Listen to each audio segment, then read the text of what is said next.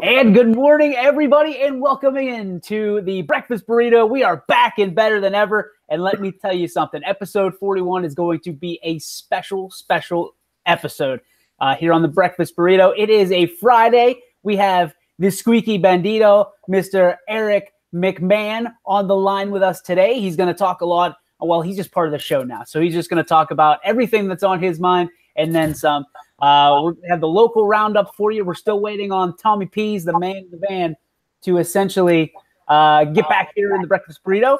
And then we will also talk about regional. We'll talk about the Penguins. We'll talk about the Pirates. We'll talk about the Cavs. And then we'll get to the draft, the big thing we've been talking about for months. Who were the big winners? Who were the big losers? And who didn't matter if they drafted or not? And then we will close things out with the Kentucky Derby that's going to be up and going tomorrow, as well as we will retire the number 41 of the kind of homage here on the Breakfast Burrito. So starting things off, let's introduce our guest of the hour. Not so much a guest anymore. He's made his home here for the last about 40 episodes or so. He is the squeaky bandito. He is Eric McMahon. What's up, E? Not much. Just sitting here. That's it. Yes, you are. You're repping the Seattle Mariners today. Any particular reason, or you just like the lid? This is my favorite cap that I bought when I was a kid. I was able to find it a couple years ago when they redid them, and I lost it, and my head got too large for it. But I bought this when I was 6. I bought this particular cap when I was 16 years old, and I always liked it. Nice. You got the effect going on, the angelic effect. Look like you're being shined down upon, so I dig it.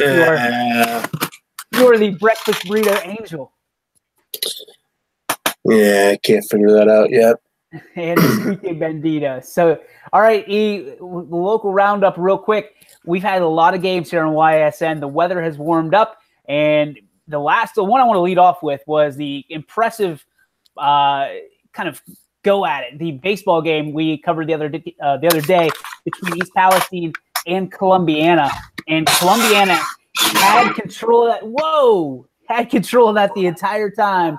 They had a 4-0 lead. And then in the bottom of the 7th, as Palestine chipping away, it was Brock Churko, the standout, delivering when he was called upon, a bases loaded walk-off hit for East Palestine Bulldogs, who end up winning that game 5-4. Carmen Nocera's team really hitting their stride as they head towards the playoffs. So a tough loss for the Columbiana Clippers, but A.J. Perkins able to go the entire distance, only giving up 1 earned run, 5 runs overall. So it was a tough day for the senior pitcher. But I will tell you this, they were without one of their most important pieces, and that is their manager. Coach Wolf got tossed the night before in an extra inning game, kind of discussing with the umpire. A hit batsman is essentially what I was told. And then he got ejected for not doing a whole lot, from what I understand. My question is to you is, how important is a coach and a manager to a baseball team? Because here's what the OHSAA says, and this is I am okay with it. I just don't necessarily agree with the slap on the wrist that they give coaches. If you are ejected in a OHSAA contest, it is 2 games suspension and $100 fine to have to go through the anger management class. Yes, sir. So explain that to me. Kind of, is that too much for the managers? Too much for coaches, or do you think that's a justifiable fine? I don't know. I don't know which way to go on that, because I know people that have obviously gotten tossed and had to pay it, and it's kind of embarrassing. Now, considering these guys do not get paid that much money and it's $100 coming out of their own pocket, yeah, it's a substantial fine. Yeah, I mean, you're talking some of these coaches. You're talking about, I mean, especially if it's a JV coach or if it's, an 8th grade or a 7th grade coach, you're talking about essentially maybe a 10th of what they're getting paid. So if you do that to a major, sounds about right, yeah. And if you do that to a major league, let's say you do that to a major league manager, every time he gets ejected, I mean that's $100,000. I mean, or more, obviously. That fine could be hundreds of thousands of dollars.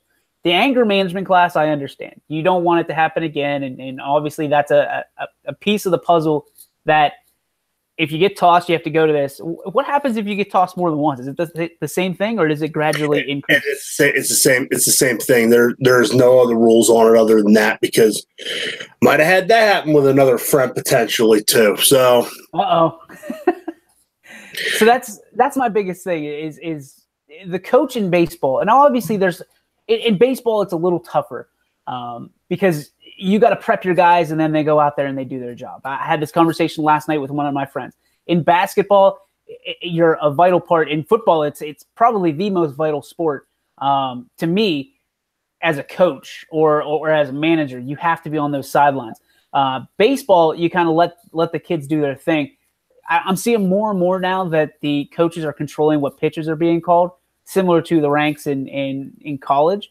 I don't know if it's just you don't trust your catcher to be able to call a game, or if you just feel like you can call it better. I'm not really sure what the call is there. But I think that when you give the power to your catcher, there's a certain responsibility. He knows his pitchers better. He understands the game. He's seeing it firsthand. From a coach's standpoint, do you feel that a coach is vital, especially down come the tournament time as we head into the home stretch here in the districts next week? Yes, because anytime I ran the book for baseball, I noticed that almost every coach called the pitches for their catcher, because even though the catcher's on the field, going through that, going to see what's going on, typically, unless your catcher is a quarterback, even if he's played for 10 years, I'm going to take it on the lines of he probably doesn't know what the hell's going on, because I've seen that in my 7 years of coaching, my 7 years that I coach football and everything, that I saw that. These kids, they don't know sports, man. They just don't. Yeah, that's an interesting take, because some of these, at least some of the student athletes that I'm around, know sports inside and out, and they know. I mean, they know the numbers. They crunch the numbers. They know the situations. I mean, there's kids that we cover in South Range, Salem, Lisbon, Latonia. Not where I've been. Well, that's incredible, because I see it everywhere. I mean, I feel like they almost know the game better than some of the coaches, and that's not a knock on the coaches. That's a credit to their players that are doing their homework. I mean, you look at now, it used to be the belt for bunt, the sleeve for steal, stuff like that you're getting from the coaches to the players, keeping it simple. And now they have wristbands that they have on their arms, and you look down and they call out a 3-digit code or a 4-digit code, and everybody knows exactly what's going on. That is the state of the game. It's a next level opportunity that has trickled down from not just the major leagues, the minor leagues, but the college ranks down to the high school ranks. So we're starting to see a lot of more advanced strategies and kind of ideals in the high school game, especially in baseball and football, because it's a copycat game. I mean, reality is, if you see it on TV, there's an opportunity to do it at your level as well. Maybe just not as crisp and clean, but at the same time, you can help your kids advance to the next level. Yeah, because once you go down that route, they're giving all the codes out or whatever. It's because they don't want you to steal the signals, because that was always the thing whenever we played growing up, is you could steal signals. Is it illegal? Yeah, it's probably illegal, but it's also gamesmanship at the same time. So you're going out there and you're seeing the catcher. If he's calling fastball, you know what he's calling there. If you're a second base, you can steal their signals. And I think people wanted to get away from that more than anything. They call it the codes, because one pitch could have 20 different codes.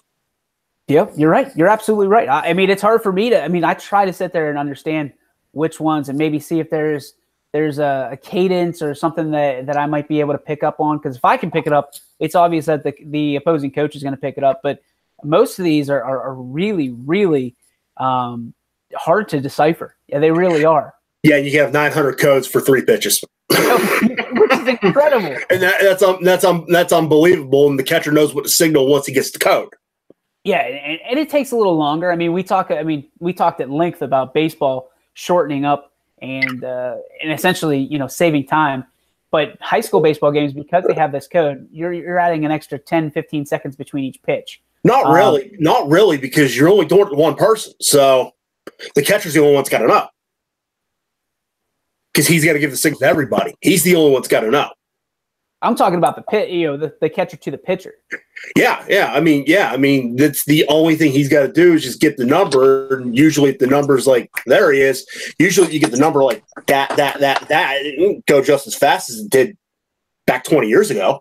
That's funny because I think it slows the game down quite a bit. I mean, you look at because every pitch the catcher is looking down at his wristband and then looking up, as opposed to looks over and gets a sign and then is able to decipher the sign. Because usually, I mean, I can probably say it now because usually it was the first or second sign for a catcher that they saw. So if the catcher was able to see the sign from the dugout and take it, I never had signs. My coaches always trusted me with calling the game, so it wasn't hard for me. I just tried to stay 2 pitches ahead at that time. So look who it is. Tommy Pease is back, and he's the man in the van on the run. He's here on the Breakfast Burrito episode 41. Tommy, what's up, brother? How are you, DJ? Not bad, yourself? McMahon, how are you guys today? I'm good, man. I'm good. You got a stuffed burrito this morning. There's so much to talk about. It's crazy. Oh, there's a ton to talk about. We are in midst of the local roundup, talking about the signs and things like that. I mean, you probably know from experience now. Do you guys have the wristbands? No, we don't do wristbands. I think that's Bush League. Do you trust your catchers to call their own game, or do you guys call it from the dugout? I trust his catcher. Yeah, I mean, we call pitches at times. It depends on what pitcher's on the mound for us. I mean, but yeah, most of the time we trust in the catcher to call the pitches. That's pretty cool. We were talking about East Palestine getting a walk-off against Columbiana. The Columbiana coach got tossed the game before, so he wasn't able to be there. He was suspended for 2 games and faces that $100 fine and anger management classes. What's your feeling on the OHSAA's punishment for getting ejected? I mean, there has to be something put in place, some sort of punishment for coaches who I'm back. Coaches who who get thrown out of the games. There's got to be a punishment in place for them. And 2 games is hefty. Last night we were down at Brook. We had some questionable calls. Coach May a little fired up about it, and we joked with him. You better don't get thrown out of this game, because if so, you're going to miss the last 2 games of the year. But it is what it is. It has something has to be put in place, and you got to live and die by the rules, I guess. So don't get thrown out of baseball games. So here's the question: is it too much, not enough, or just right? I think it's just right. 1 game, maybe not enough. 2 games, that's plenty. Okay. Yeah, I have no issue with it. Okay, cool. It takes a lot to get thrown out of a high school baseball game. I mean, a lot. So I mean, if you go, unless you get a soft umpire, but if you get thrown out of a high school baseball game, you probably deserve to pay the price. I think there's a fine too, ain't there? $100. Yeah, $100 every 2 time. games. Yeah. So, coming from the guy who almost got class. Yeah, it's all coming from the guy. What happens if you get tossed out of a little league game? No repercussions. That's why you can act crazy. You can do whatever you want in a little league baseball game. He's free bird, Mr. That's right. That's when you can act tough, DJ. I can go out there and act like I'm all tough and rough. Oh hell no! You see me pace across the field once. Oh, I saw it. The walk with purpose. The P's walk with purpose.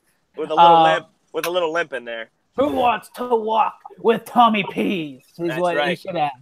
Did you guys hear that Hulk Hogan's nearing a return? Did you hear it? No, he's not.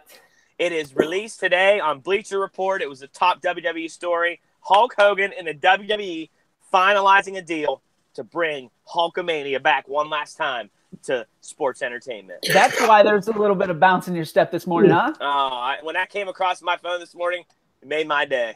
Well, he shouldn't have to apologize for the locker room for what he did, because Titus O'Neil kind of embarrassed the entire locker room himself. So that kind of takes that out of it. Yeah, it's going to be interesting. That's one of the funniest things I've ever seen. All right, guys, let's wrap up the local roundup here. Lisbon had a chance to see them this week.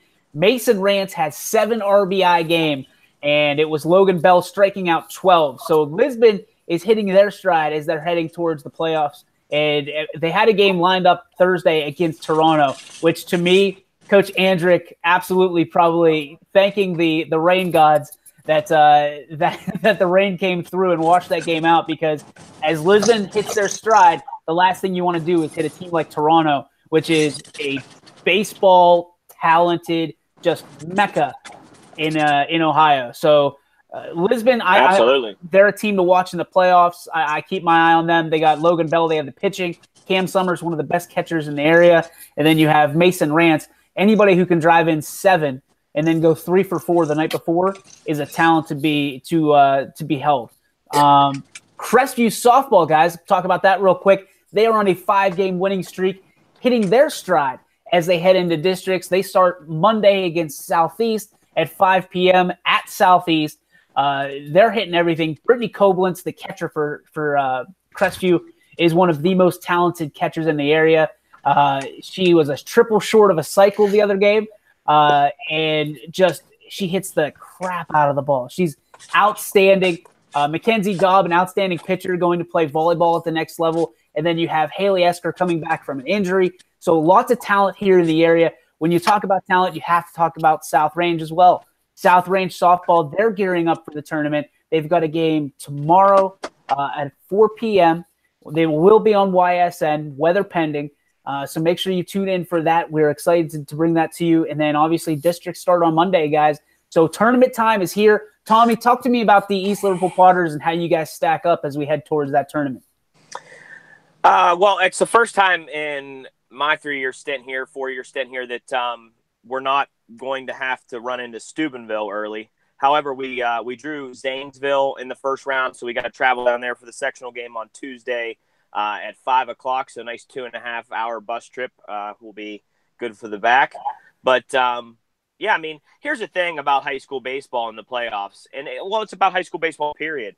Pitching dominates, and it starts even at my level. When I throw my best pitchers at 11 and 12 years old, we win baseball games, and it's the same thing in high school. So here's, for example, we play Zanesville on Tuesday, and they've beaten some really good teams. They got quality wins over John Glenn, Indian Valley, Dover, New Philadelphia. So they're a good baseball team. They play top tier baseball all year long.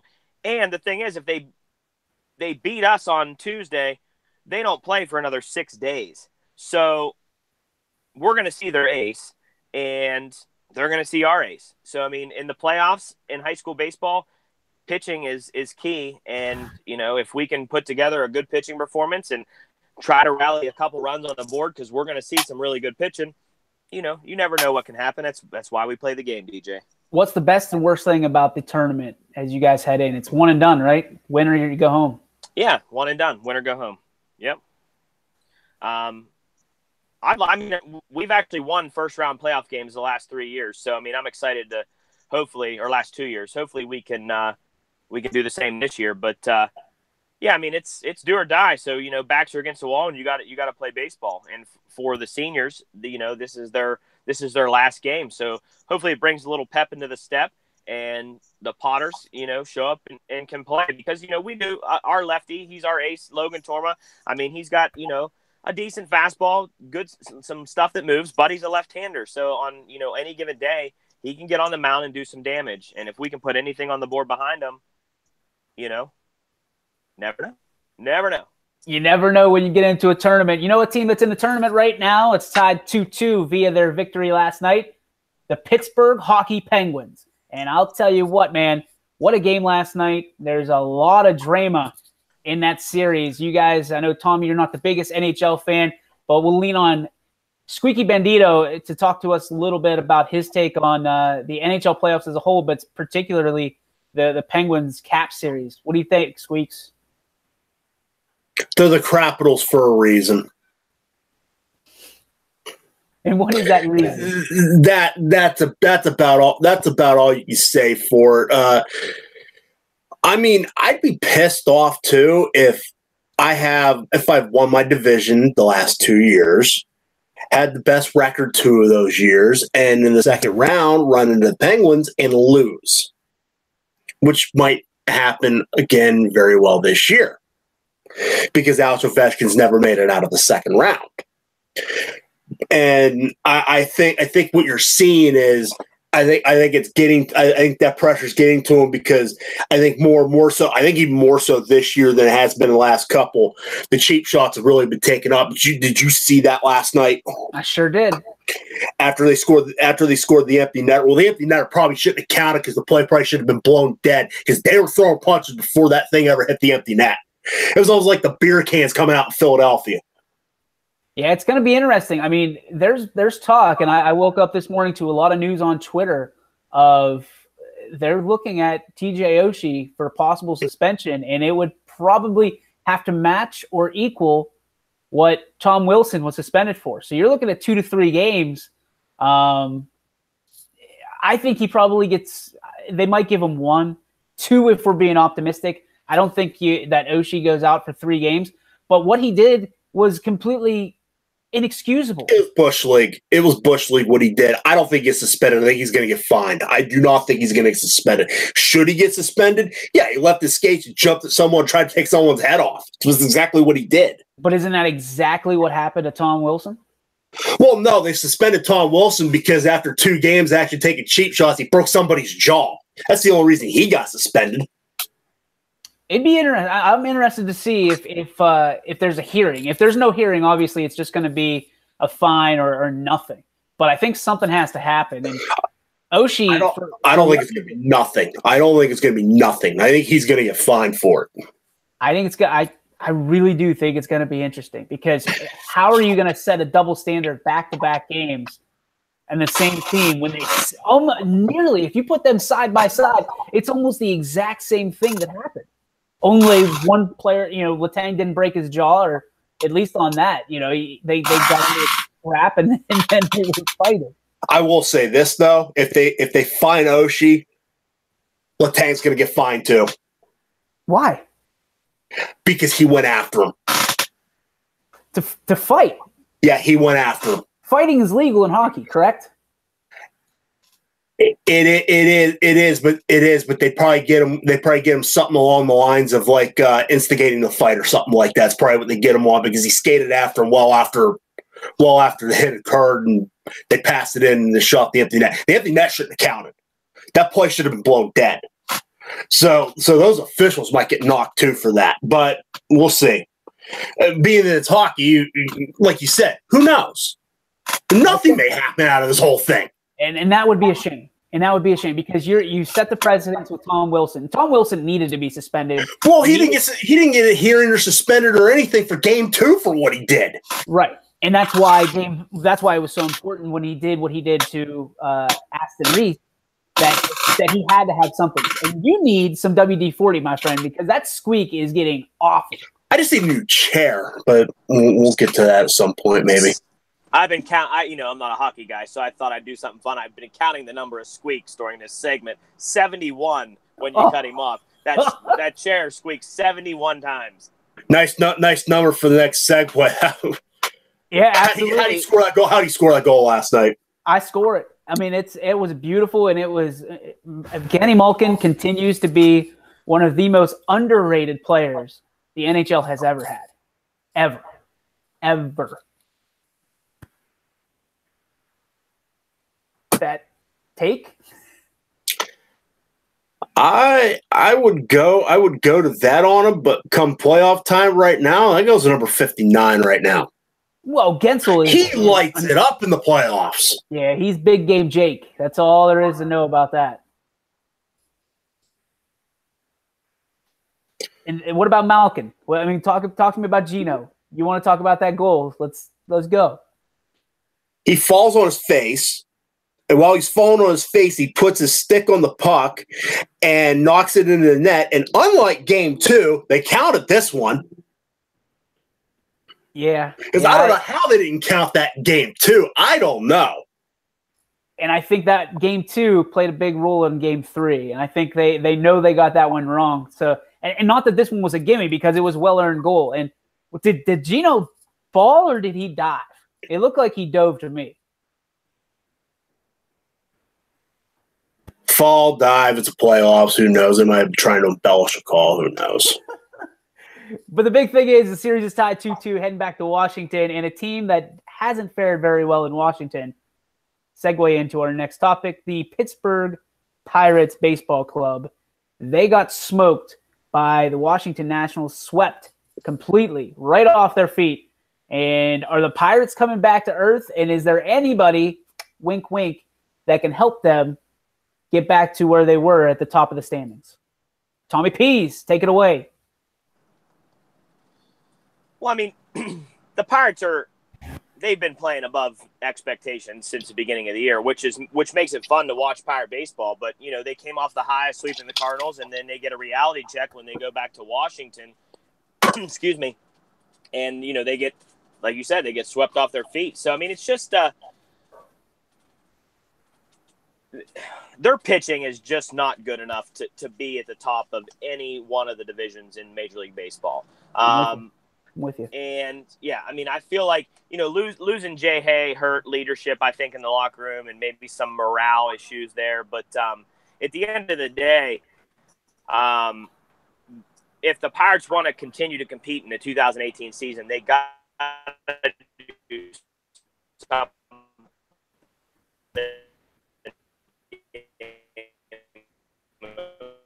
I think Tommy's in a bad zone there. He's in and out. Is there something that fits my no Cellular One service there, DJ. Yeah, I was gonna say he's in a bad place right now. We'll put him on timeout. Is there something that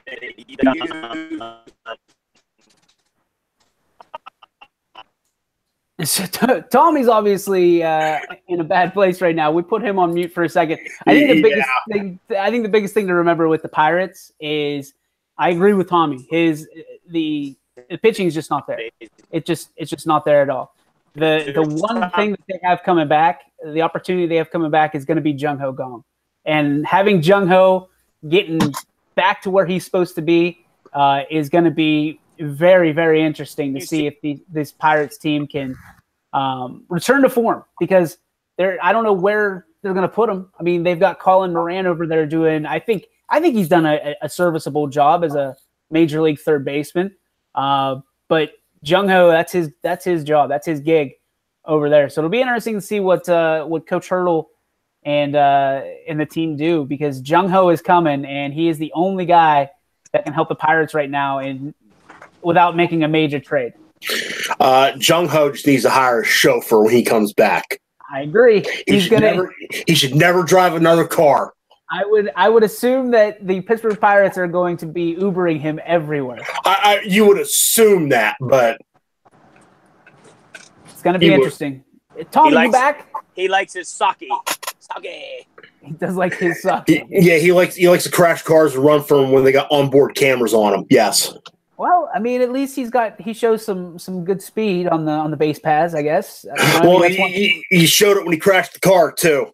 Well, there you go. That's what I'm saying. He shows a little bit of speed, so he's got some get up and go, a good first step, and hopefully he can bring that back to Pittsburgh here in what I can only anticipate in a few weeks. So I think Jung Ho helps the Pirates immensely. I think he's one of those guys that's going to turn the season around, because right now with the Pirates where they're at, if not for the Cincinnati Reds, God bless them, they would be in the cellar. Reds only have 7 wins on the season, so I think they're already disqualified from making the Major League playoffs in October. But luckily the Pirates have that nice little landing spot, and they're only 2 games out, so who knows? I mean, I'm not going to cry over spilled milk, because they were right in it, before they went into the games with Washington, and now they get a chance to see Milwaukee for the first time, who does lead the NL Central, and I think that the Pirates match up well against them. I really do. So I think the Pirates will stay. They'll stay right there, sort of competitive throughout the entire year. They're going to have good runs. They're going to have bad runs. That's baseball. But hopefully, with Jung Ho back, and hopefully we can find something to do to beef up the pitching staff. You never know what could happen. But I'm happy with how they've played so far this year. I mean, they've played above expectations, and we really can't ask for much more out of what product we have to deal with here. Who is the most overwhelming, I guess, the biggest surprise for you, I guess, from a good standpoint and a bad standpoint for this Pirate team? Who's the most surprising? Who surprised you in the good way, and who surprised you in a bad way?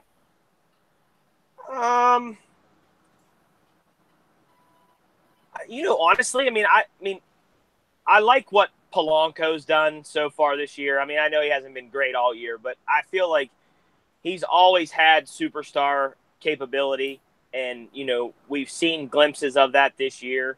I'd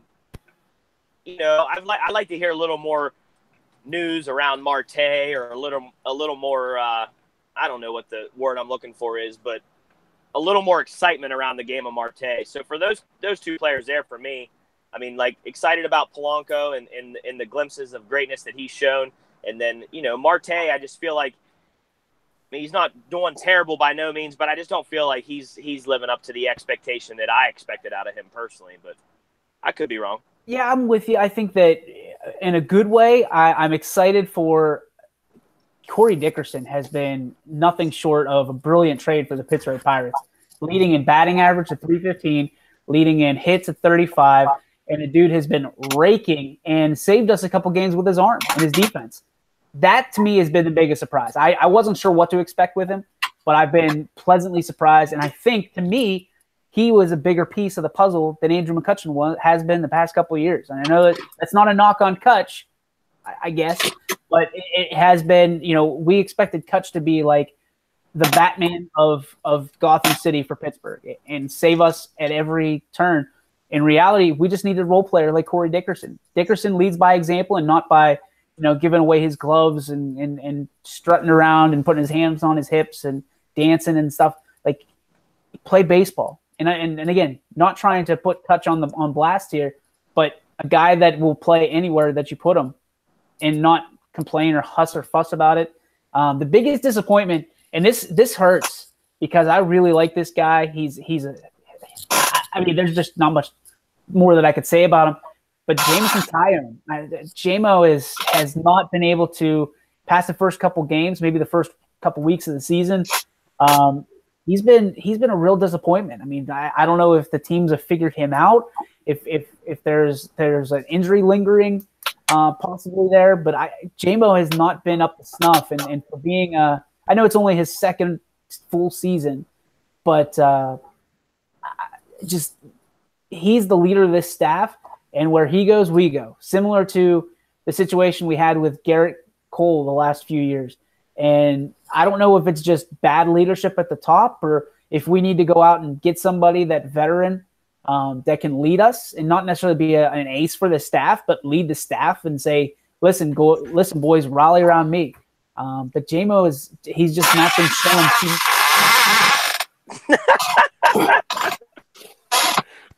Oh, wow. My God. Can we get him a chair? Can we please get him a chair? Eric, do you know how loud it is? Can you hear it in your microphone? Yes. Do you need a beanbag or something? No. You realize how awful that chair is. Oh my gosh. That is the worst. I feel like he does it on purpose. I do too. When he doesn't agree with something, he leans back. Well, I didn't do it on purpose. I just leaned back. Oh my goodness. Let's hear your take, XP. Oh gosh.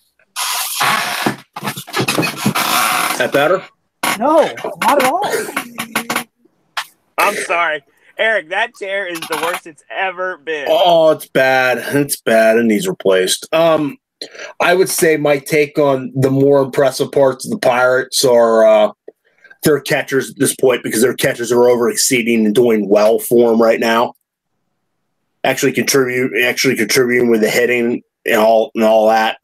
Yeah, Cervelli leads the team in RBIs. Yeah, my disappointments would go to three, and they're probably all tied. And Jung Ho Gong's not one of them, even though he should be. But Bell, and the fact that I believe at times that Marte and Polanco have no plate discipline whatsoever. I heard a great, and I don't want to interrupt you. I read a great tweet the other day from Colin Dunlap, who said that Marte and Polanco have the same plate discipline as Kobayashi, and I lost Zero. Kobayashi. I don't think they can eat 58 hot dogs in 10 minutes, though. Well, I wouldn't put it past with some of those guys on the team. I don't know. Cecil Fielder's not walking through the door, so Randall Simon could probably do it. Prince Fielder probably could have easily. Prince is probably doing it right now. He's probably gearing up. Yeah. Is he still in the league? No, he retired. All right, so let's retire the Pirates. How about that? I guess it's to be expected. It's one of those things where what do you expect when you don't really go out and get anybody other than Corey Dickerson, and Corey Dickerson has been doing an unbelievable job for him. I guess that's the tough thing to swallow. Go out and get some of these players that are not scrap heap guys, but give up a couple draft picks for them. And I mean, right now, let's be honest, there's no place to put Austin Meadows. There's nowhere to put him. You've got 3 talented outfielders.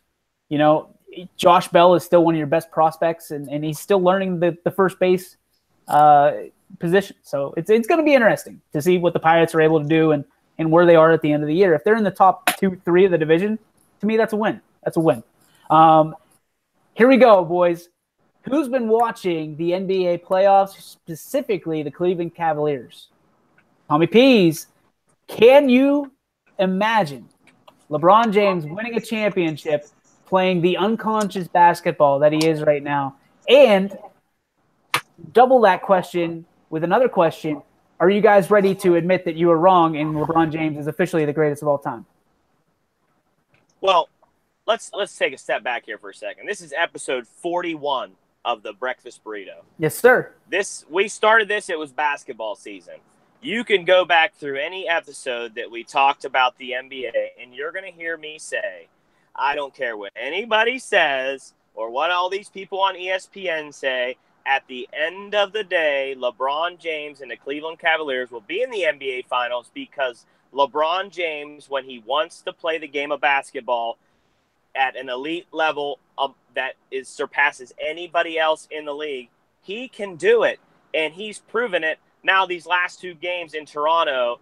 And I seen the greatest tweet, Instagram thing today I've ever seen in my life. It was a picture of Drake with a salty-ass look on his face in Toronto, and it said Bron's plan.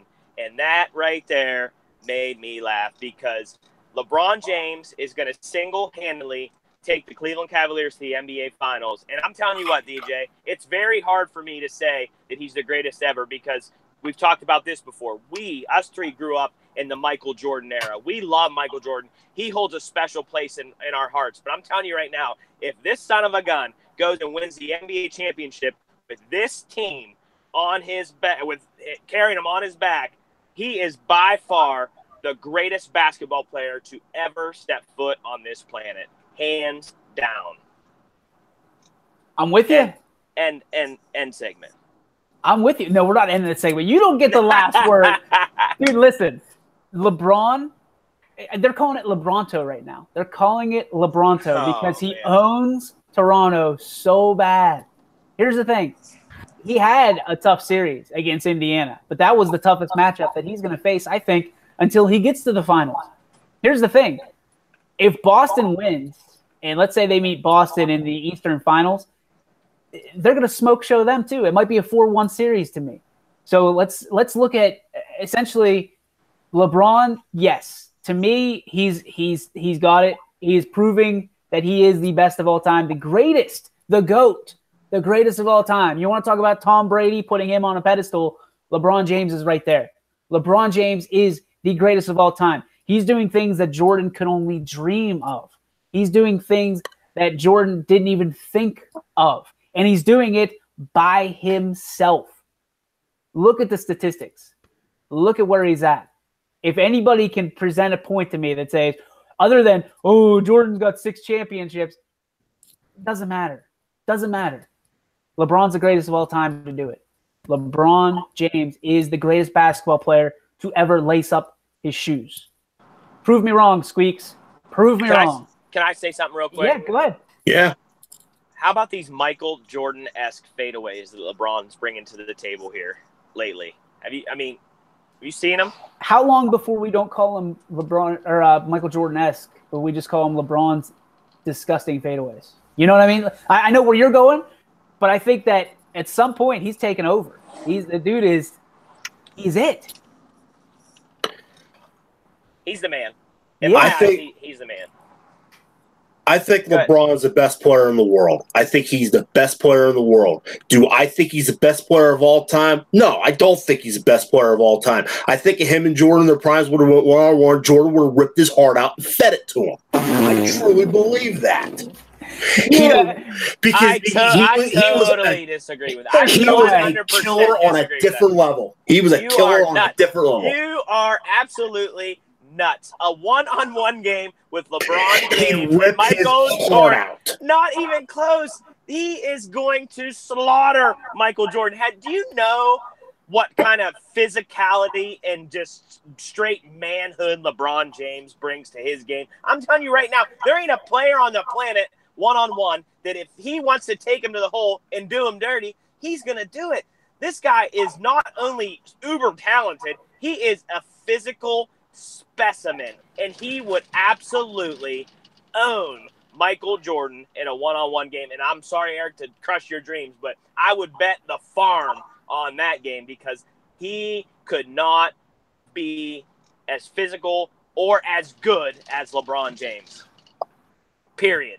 You can have your opinion on that, and I'll have mine. Anybody that's willing to hold card game over for 5 hours because you're pissed off and you're losing just so you win, that's a killer.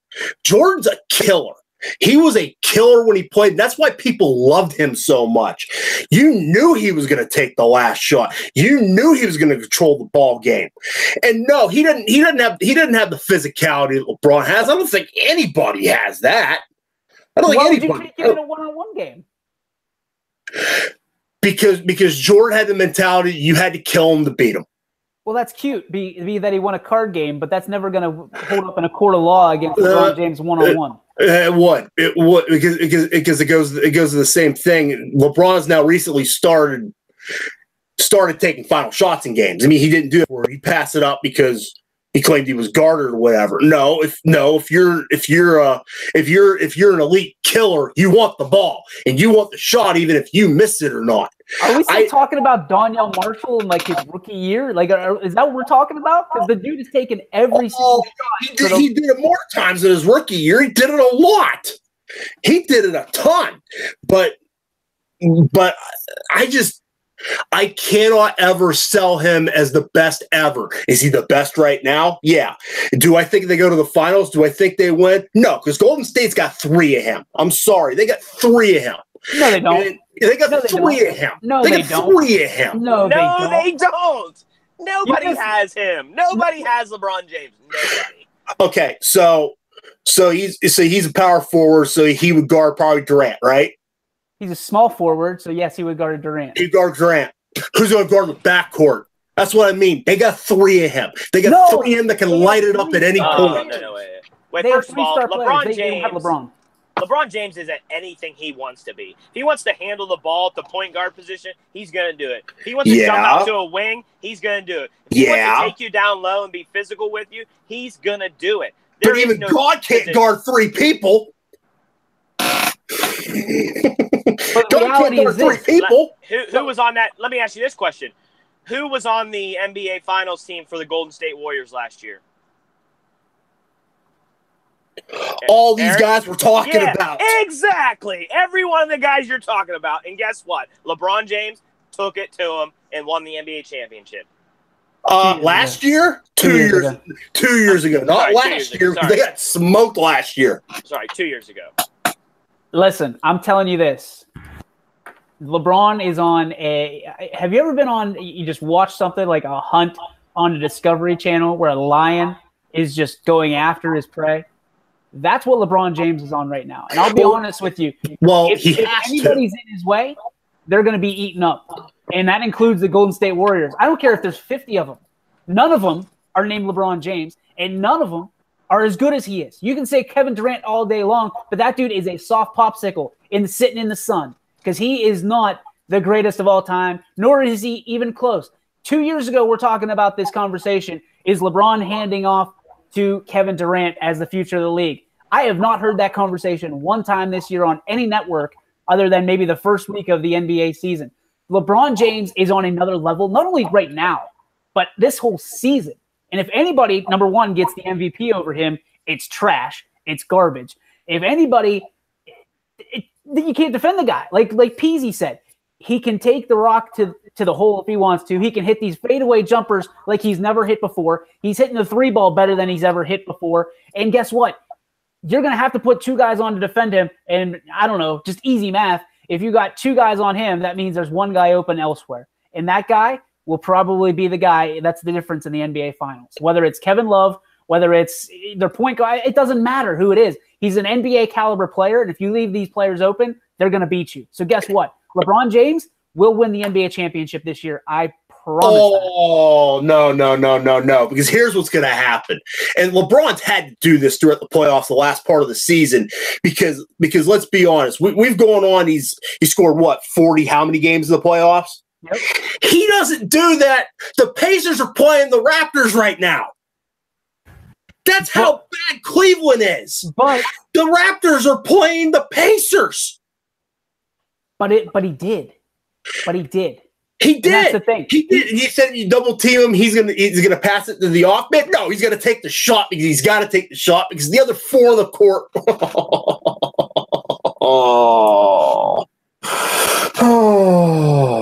Just wait. Not only is he one of the greatest scorers of our generation, but the guy gets it done because he makes other people better. And LeBron James will make this team better. Not necessarily better. Who's he made better? He's made himself look better. That's my point. He makes everybody better around him. If you take off LeBron, if LeBron James right now were to step off that court, and he did because he got bashed in the face, the Cleveland Cavaliers immediately go to bottom of the barrel. Immediately. Yeah. But he took them and takes them where he wants to go. And there is not a team that can stop him. There is not a team that can stop him. Not one. Well, he did the same thing in Miami too, because let's face it, at that point his career, Wade was washed up. Because I think Wade was washed up past 2009, and Chris Bosh never was worth the money they ever paid him for. So he did the same thing there. So we're not having this guy's continually made teams better around him for the last 10 to 15 years. This guy has. No one debates that. Well, here's my question for you. If Jordan's so great, why couldn't he take the Wizards, do for the Wizards what LeBron has done for the Cleveland Cavaliers? He was 38 years old. He was 38 years old and 3 years out of basketball. Well, whose fault was that he was 3 years out of basketball? That's my question. Well, he should have never came back. That was the one thing. When he retired for the second time, he should have stayed retired. When Michael Jordan left, did the Chicago Bulls make the playoffs the next year? No, because they blew the team up. I believe they did. They blew the team up. Are you sure about that? Team. Yeah, they blew the team up because Reinsdorf didn't want to pay anybody. He let Phil Jackson go. He let Pippen go. He let Rodman go. He let Jordan go. They got rid of it. They were the worst team in the NBA the next year. They got the number one pick in the draft the next year. What year was that? 99. They got the number one pick. They took Alton Brand. I'm talking about when he retired the first time. That wasn't 99, was it? No, he retired the first time. They're 93. They were a playoff team. I can't remember if they lost the second round. Might have been the second round of the Knicks. There's my point. And they didn't blow that team up. The second time retired, yes, they blew the team up. So there's the point I'm trying to make is Michael Jordan leaves, that team is still one of the top teams in the conference. LeBron James leaves, he's done it already. The Cleveland Cavaliers went to doggy-doo at the bottom. I think there's a difference there. I actually do think there's a difference. What's the difference? What you got on the bench made a whole world of difference because it didn't matter. Jordan left at that point for the Bulls because they were going to run the same system regardless. The same one that Kobe was hesitant to run, but once he realized that he needed to run the system, he even started winning championships. So is it the system or is it the player then? Because LeBron's system is really simple. Depends on the situation.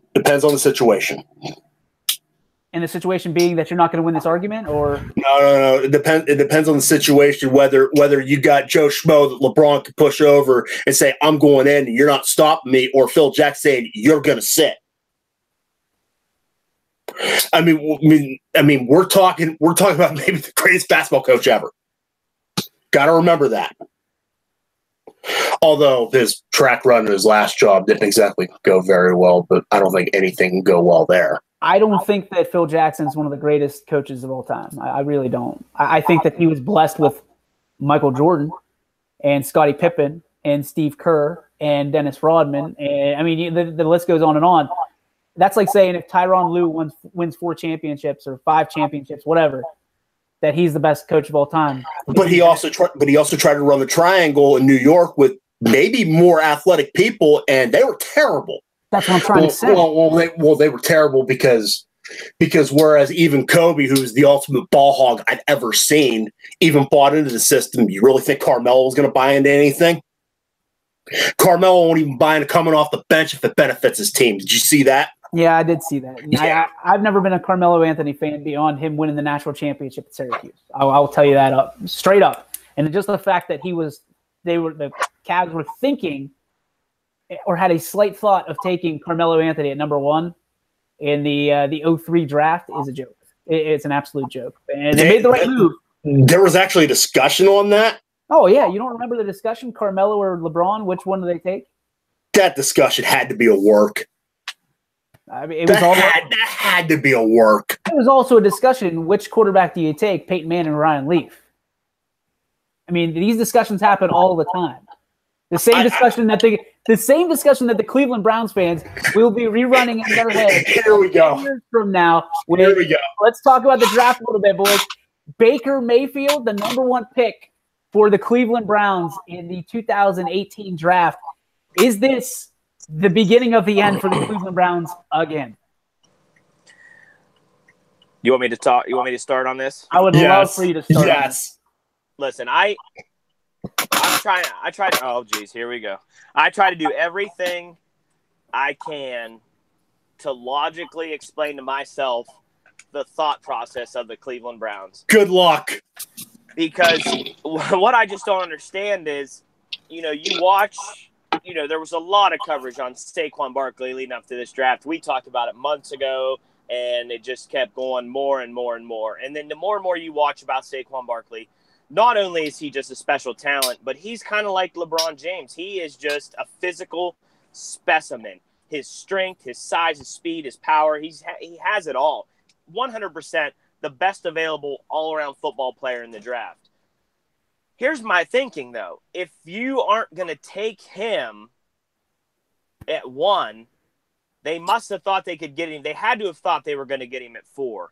But I just couldn't see the Giants, in my eyes, I couldn't see the Giants passing on Barkley because they don't have a elite running back in their backfield. So it must have been their plan to do what they did and take Baker Mayfield 1. If I'm the Browns, though, I take Barkley 1, and I'm telling you right now, you could draft 100 times, and Baker Mayfield would have been there at 4. So logically, I can't explain what the Browns did. It makes no sense to me. But on something that I care about more, the fact that, and you're seeing a lot of this on The Fan, on 93.7 The Fan, they're talking about, Mason Rudolph, the quarterback the Steelers took to, back up Big Ben, possibly be the future. And they're giving the Steelers a hard time about it, but I actually really like the pick because, last year Big Ben is contemplating retirement. He comes back again for one more year now this year. So what's to say that an injury don't occur? He changes his mind about playing football. I mean, I love the pick because you're basically giving Big Ben 2.0, in my eyes, a year behind Big Ben, 2 years behind Big Ben, kind of like the Aaron Rodgers treatment, and it sets the franchise up really good in the future. So all the hate that's going to the Steelers on this draft pick is kind of weird to me. What do you guys think about it? Squeak, you want it? Yeah, I do. I told DJ this before we went on the air. I'll say it here now. The NFL draft is my Christmas because through Christmas when I was a kid, I hope that I go under the Christmas tree and get a Super Nintendo and unwrap it. Well, when I get to watch the draft, I get to watch the Browns screw the draft up. That's my Christmas present for the entire year. To me, this was all contingent on the fact they couldn't screw up the number 1 pick. They screwed up the number 1 pick. Because that number 1 pick, it should have been Sam Darnold. It should not have been Barkley. It shouldn't have been any of them. It should have been Sam Darnold. And here's why it should have been Sam Darnold. I honestly don't think they probably should take Chubb number 1 overall, truthfully, because he was the best player available. But at the same time, do any of these 5 quarterbacks drafted in the first round, right? Because Lamar Jackson went to Baltimore and proved why he looked like Smokey on crack during the draft. Oh, boy. I showed you the picture, and he did. And that's the first thing I said whenever I saw it. But those 5 quarterbacks, none of those guys are ready to start a game week 1 in the NFL. Not a single one of them. Why would you draft the guy number 1 overall if he can't play immediately? Why would you do it? And then on top of it, I think the Browns at 4 reached for a corner. I thought they screwed the draft up. And I was in shock when the Giants took Barkley. I did not think they'd do it, especially since the Browns passed on Darnold. So 3 guys, 3 different views here. Yeah. Tommy says Saquon Barkley is the number 1 pick. Sam Darnold for you, Squeaks. Here's my take on the number 1 pick. The Browns should have done, and I said this from the jump. Saquon Barkley, the best player in the draft to me, not a number 1 draft pick, because essentially you're rolling the dice on a running back to win you a championship, to be your franchise guy, and that just few and far between. I think we talked about it. Two running backs have led their teams to Super Bowl championships in the last 20 years. Marshall Faulk and Jamal Lewis. And if you want to include beast mode in there, I guess you could with the Seahawks, but the Seahawks were more about defense, as were the Ravens with Jamal Lewis. And the Rams, when they won, were the best show on turf, and they had Kurt Warner. So let's assess this. You have the number 1 and the number 4 draft picks. Why? And maybe they did. They probably did. Why don't you look to trade them? Why don't you look to trade them for, I don't know, a quarterback that Kansas City's trying to get rid of and Washington ends up with?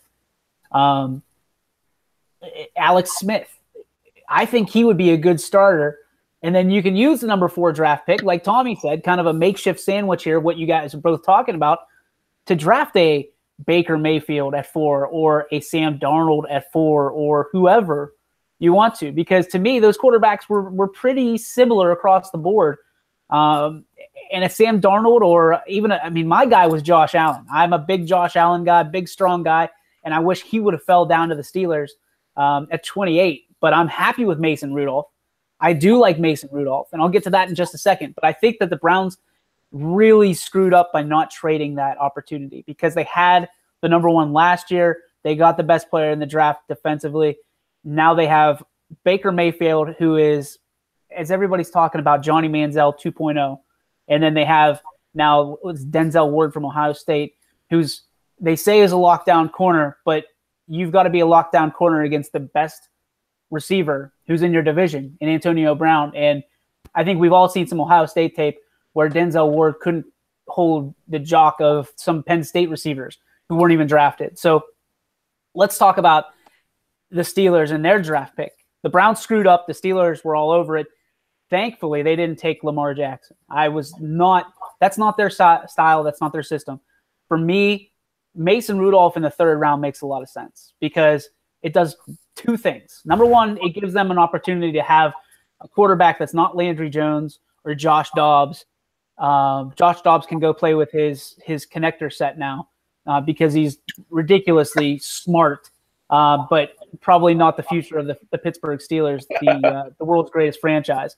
Landry Jones, if I ever have to see him, go in for Big Ben again, it'll be too soon.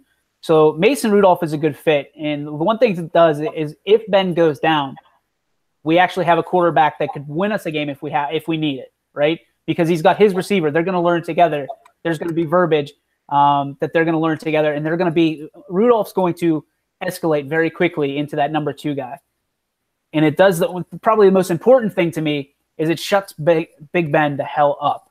Because I am the biggest Roethlisberger fan in the world. I have about 13 of his jerseys. I have 4 autographed from him. I love the guy, have since he got drafted. He's my favorite player on my favorite team of all time. But the dude doesn't shut up. He loves drama. And for him to sit there, Tommy, you were talking about it, for him to sit there and constantly say, oh, I'm thinking about retirement. My wife would love if I retired. I don't know if I have it anymore. I don't know if I have, if I can play this game anymore. I've taken a beating. And now all of a sudden the Steelers draft a viable replacement for him and he could play 5 more years. Shut up, Ben. Shut up. Just play. I get it. You like to be the hero. You like to be the guy. And all of a sudden when there's a guy that's knocking on your door, I got a little bit extra in the tank. I can get an extra, 2 or 3 years out of this. Listen, man, I'm telling you, the Steelers did this with purpose because they're tired of hearing in the papers. They're tired of picking up the Post-Gazette and the Tribune and seeing Roethlisberger unaware of future. Roethlisberger doesn't think he can play anymore. From a distraction standpoint, the Steelers are just tired of it. And this was their, okay, Ben, if you want to retire, go ahead because we've got your successor up. Thanks for all the years. Thanks for all the memories. We'll see you later. Like, that is my biggest complaint about Roethlisberger is he is not going to hold the Pittsburgh Steelers hostage anymore because now they've got a guy.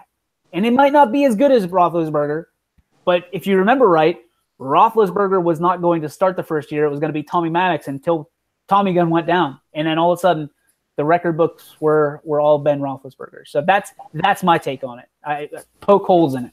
Here's the thing with this. You mentioned the 3rd round pick. We're not talking enough about the first pick they took. Because they took a corner, they took a corner or a DB wherever they're going to play him, who's got crazy athletic ability and tested off the chart, but they may have overreached for him, and there was probably a running back for him to take because they can go out and get the quarterback, they can go out and get another receiver because they traded Brian away for pretty much peanuts.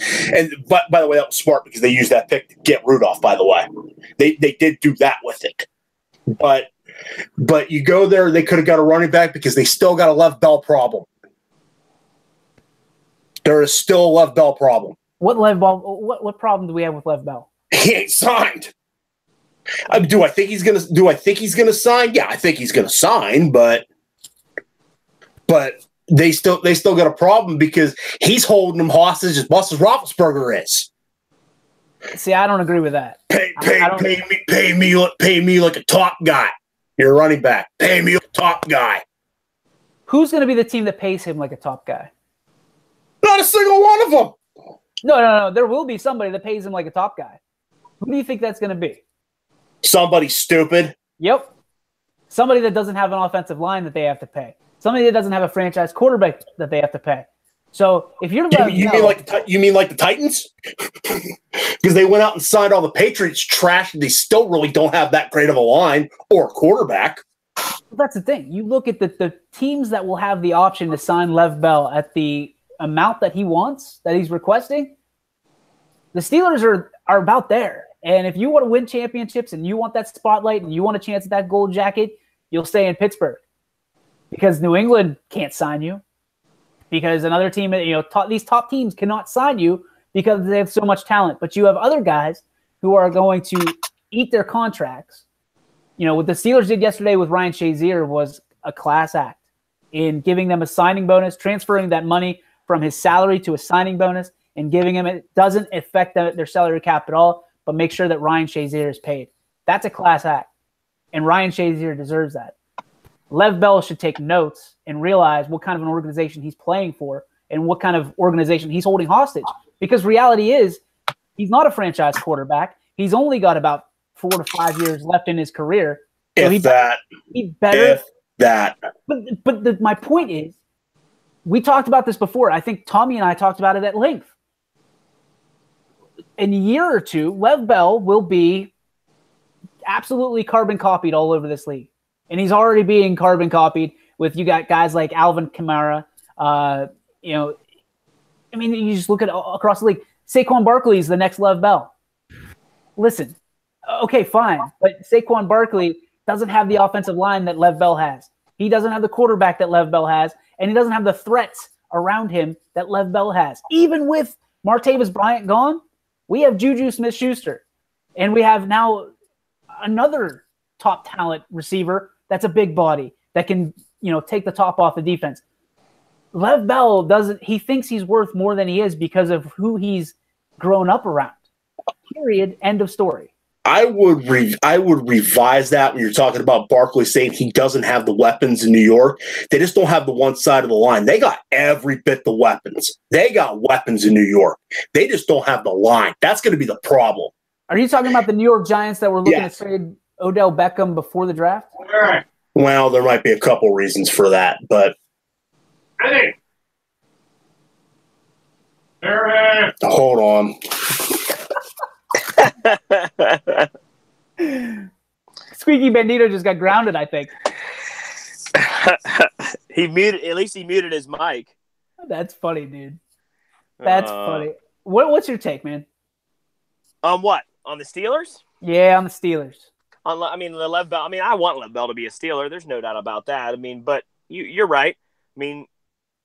Running backs like Lev Bell they're out there, and it's all on how you display them inside your offense. And if you find somebody like Lev Bell that you can display and can handle the workload that Lev Bell can handle, then like you said it with Saquon Barkley, you can get 90% of Saquon Barkley just about any time in the NFL round drafts. Yep. Yeah, exactly. So, it'll all work out in the wash for the Steelers. I think Lev Bell will be a Steeler, and hopefully this is their magical season, because I do like the wide receiver pick also to go, go along with Rudolph if he, if he gets on the field, and it's something that's going to replace Martavis Bryant, and the reviews for this kid out of Oklahoma State are very impressive, and he plays bigger than his size on paper, and they say he's got giant hands, and like you said, he takes the top off the defense, and that's all we really need is someone to replace that threat that Martavis Bryant was, to take the top off the defense. So yeah, I like the Steelers draft. I had no complaints about it. I just wanted to mention that I thought it was kind of funny how the fan and everything and these other sports outlets are kind of downing the Steelers for the pick. It made sense to me, and I'm not seeing why it doesn't make sense to everybody else. But maybe it's just media wanting something to talk about. I think they're trying to build some storylines. All right, guys, here is the the last question about the draft. One word answer, if you please. Biggest winner team-wise of the NFL draft was? The New York Giants. Squeaky? Broncos. Okay. And the biggest loser of the draft was? Cleveland Browns. The Browns. Wow. Across the board, the Cleveland Browns with a chance to win it, and they end up losing. All right, we're going to wrap up. Two squeaks for that. Two squeaks. We're going to wrap up with the Kentucky Derby, and then we're going to retire number 41. All right. I'm clapping for the running for the roses. This is all you, Tommy. This is all Tommy. So I'm going to introduce you to the 20 horses, and you're going to tell me who's winning this thing, okay? So Fire Ends Fire is 1. Free Drop Billy is the 2 horse. 3 is Promises Fulfilled. Then Flame Away, Audible, Good Magic, Justify, Lone Sailor, Hoffberg, My Boy Jack, Bolt Dioro, Enticed, Bravazzo, Mendel Lawson, Instilled Regard, Magnum Moon, Solamini, Vino Rosso, Noble Indy, and Combatant. Who's got the winner? You want me to go? That's you're the man. You're the Kentucky Derby. So here we go. I give you a little brief rundown. I love horse racing. I definitely don't, follow it like I used to. My life with two kids that are involved in way too much stuff just makes it hard. But I do still love the Triple Crown. I follow it very closely. The Preakness, Belmont, and the Kentucky Derby. I love all three of those. But here's the thing. You could throw pedigree out the window when it comes to the Kentucky Derby. Of course it helps. I'm a big believer in the prep races leading up to the Kentucky Derby. There's a few races that I always keep my eye on and watch.